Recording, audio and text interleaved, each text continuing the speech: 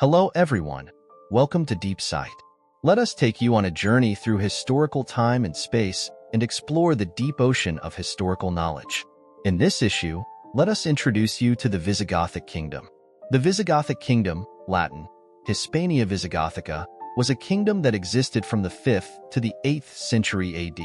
It was created by the Visigoths in the Gaul province of Aquitaine in the ancient Roman Empire and expanded to the entire Iberian Peninsula.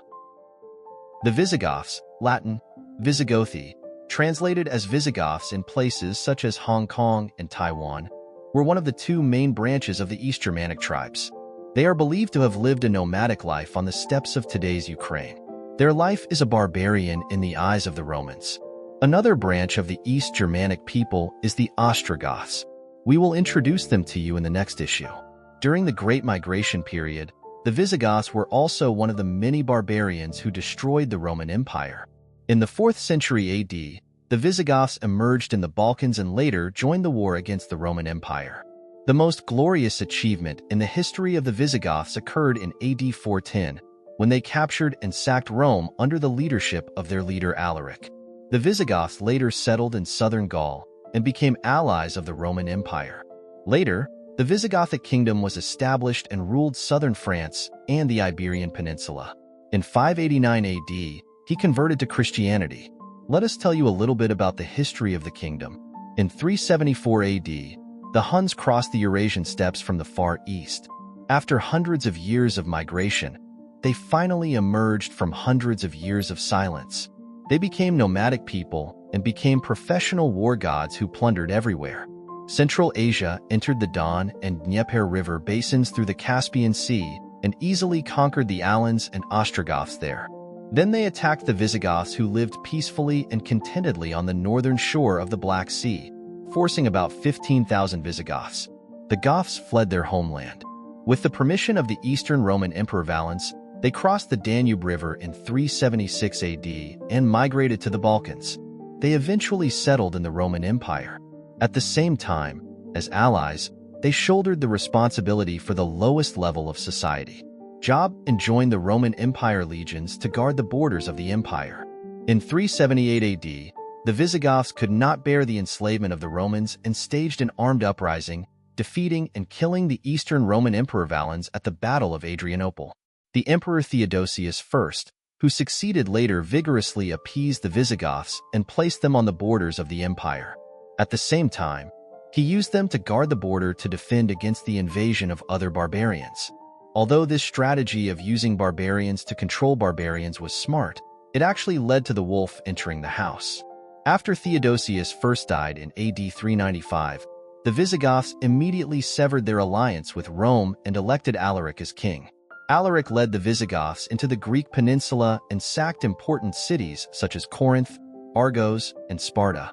In 401 AD, Emperor Arcadius of the Eastern Roman Empire made the Visigoths agree not to harass Eastern Rome in exchange for the cession of the province of Illyria and a large amount of money.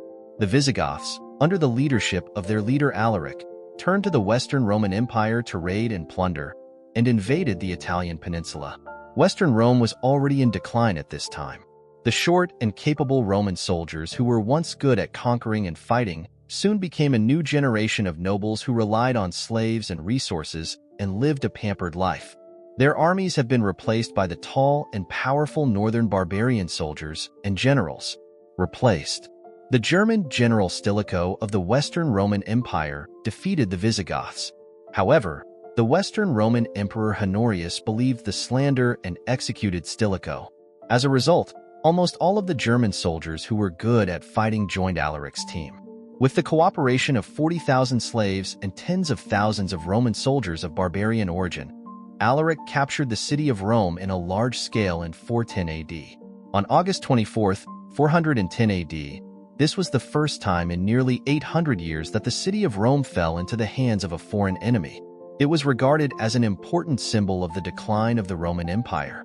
Although Rome at this time was no longer the capital of the Western Roman Empire, it still maintained its supreme status as the eternal city and the spiritual center of the empire.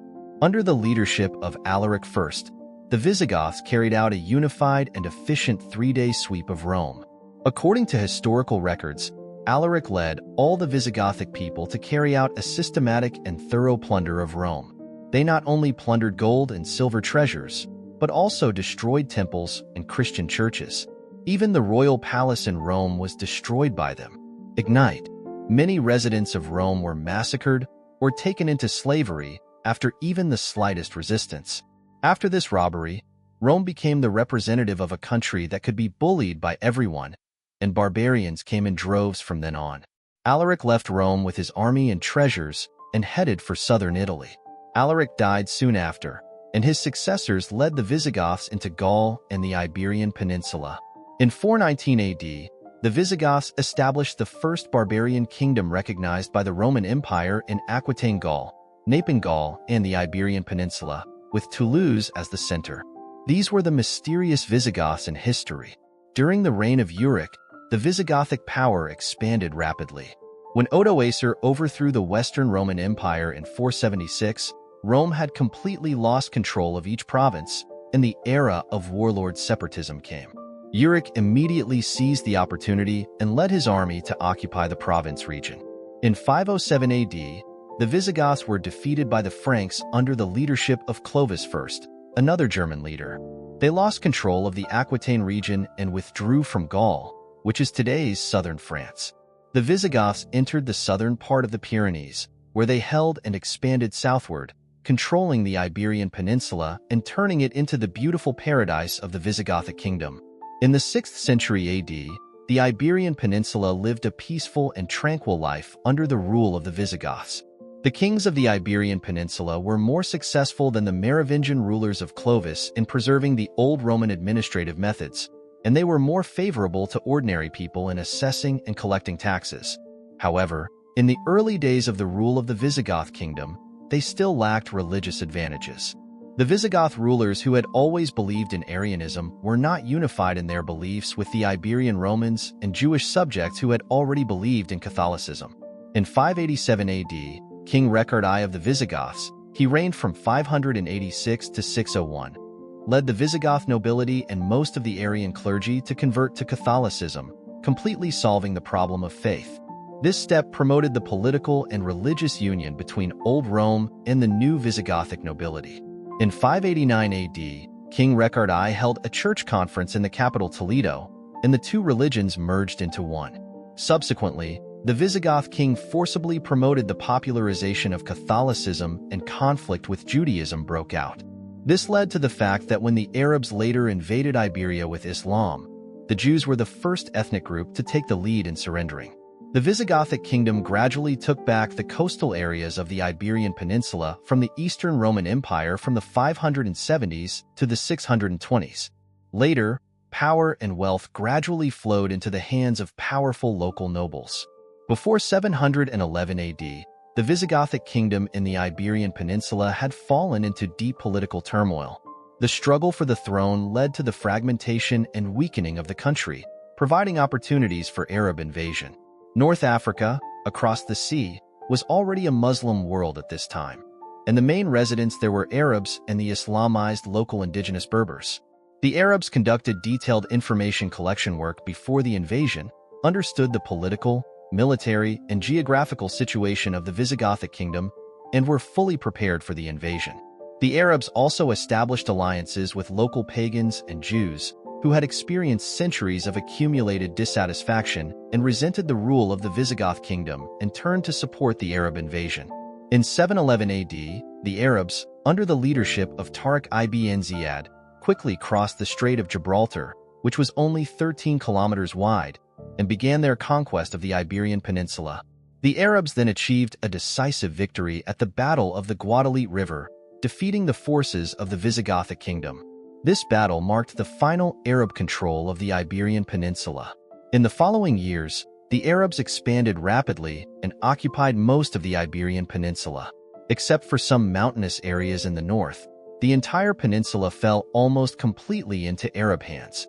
In 718 AD, the Visigothic kingdom fell. Some nobles fled to the northern coastal areas and became resistors of guerrilla warfare. They continued to resist the Muslim regime. This resistance lasted for 8 centuries. The Visigothic kingdom played an important role on the stage of history. a country has come to an end. This invasion was not only a military conquest, but also the spread of culture and religion. The Arabs established the Al-Andalus regime on the peninsula, and in the following centuries, Islamic culture and Arabic language spread widely across the Iberian Peninsula. This period of history had a profound impact on the historical development of the Iberian Peninsula and even Europe as a whole.